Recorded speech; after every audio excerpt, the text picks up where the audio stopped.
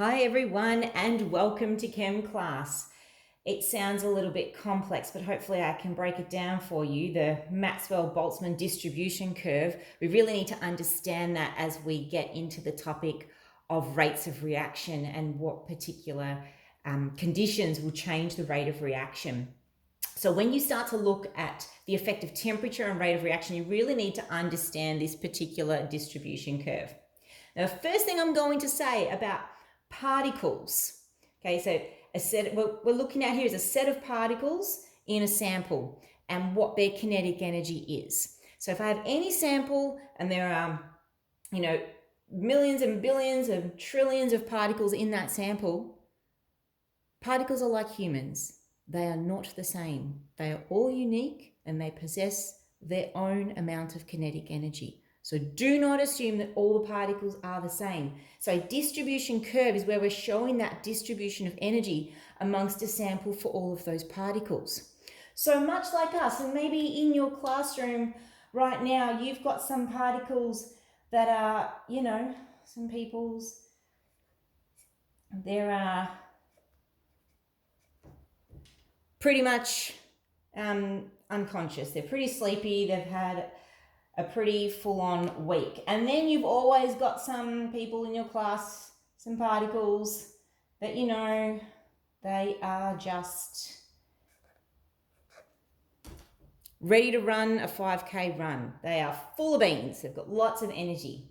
But we also know that the majority of particles or the majority of people in your classroom are just kind of getting by. Let's be real, you did not come here for my artistic skill. You came here for chem. We'll just leave it at that. So when we look at the curve, something like this, at any given temperature, there are some particles that are super, super sleepy, some particles high energy, and many particles somewhere in between. So this distribution curve, the area under the curve is our number of particles, and we can see that the number of particles, as we look at our y-axis here, and the amount of energy they have, there's quite a spread. This is at a given temperature. Now, a key bit about our Maxwell-Boltzmann distribution curve is we can indicate on it how much energy the particle needs to have to be energetically qualified, or in other words, enough energy to meet the activation energy of a particular reaction. So we could indicate it, let's say, in this spot and put that. What that means is all the particles up to here do not have enough energy to have a fruitful collision. All the particles that have the energy past this particular point have enough energy to have a fruitful collision. So we'll call that the people in our class that have enough energy to run a 5K run today. Okay, so this is at a given temperature. If we increase the temperature of our sample by 10 degrees, what we do is we increase the average kinetic energy. I will emphasize that point again. When we increase the temperature, we're going to use an increase of 10 degrees as our example, we increase the average kinetic energy. So that's the average of all of these particles will shift up. So that peak of the curve will move to the right. However, the average kinetic energy goes up, but it doesn't mean that all of our sleepy particles are going to wake up and shift over here. No, some of them will, but we'll still have a few sleepy ones. But what we'll have that's more important is that these particles that have enough energy to meet the activation energy, if we increase the average kinetic energy, we'll end up with more particles that actually have the energy to have a fruitful collision. So let me sketch that increase of 10 degrees, and I'll do my best to show something that's quite correct. Oh, yeah. Not too bad, she says, not too bad.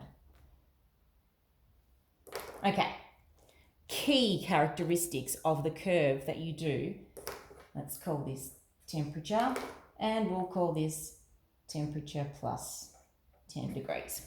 The key bits we need to have is the average kinetic energy needs to be further along the energy axis.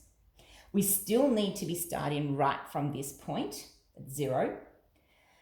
We also need to lower the peak of the curve. I'll come back to that in a second.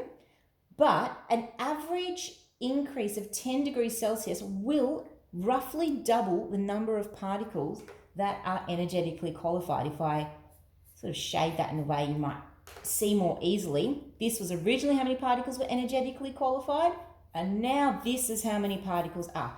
So when we increase the temperature, we increase the rate of reaction because we've actually doubled the number of particles that are energetically qualified. That's the important bit. I do want to come back to this peak being lowered. We did not change the number of particles in this sample. The number of particles stayed the same, and that was all the area under the curve. All we did was increase the average kinetic energy because of the temperature increase, which means when we move that over to the right, we are widening this curve, and so we have to flatten it because we have to keep the same area under the curve as we did in this purple one. It's equal amounts of particles. Now, no one's going to ask you mathematically to go and calculate that area under the curve, but it needs to look fairly similar. It's the same number of particles. Okay, one last thing I want to show you, because in your conversation about rates of reaction, you've probably also talked about catalysts. Now, a reminder, a catalyst will provide an alternate pathway that has a lower activation energy. How can we represent that on this curve? We really need to work with more than 3 colours, I think. Anyway, so what I could do is indicate that this is the amount of energy that particles require when a catalyst is used, which means that when the catalyst is used, the number of particles that now have enough energy for a fruitful collision also increases, because now we would also include all the particles in this area. So we can indicate that reduction in amount of energy required by the particles in order to have a fruitful collision by marking that in as the catalyst there. Hope that helps.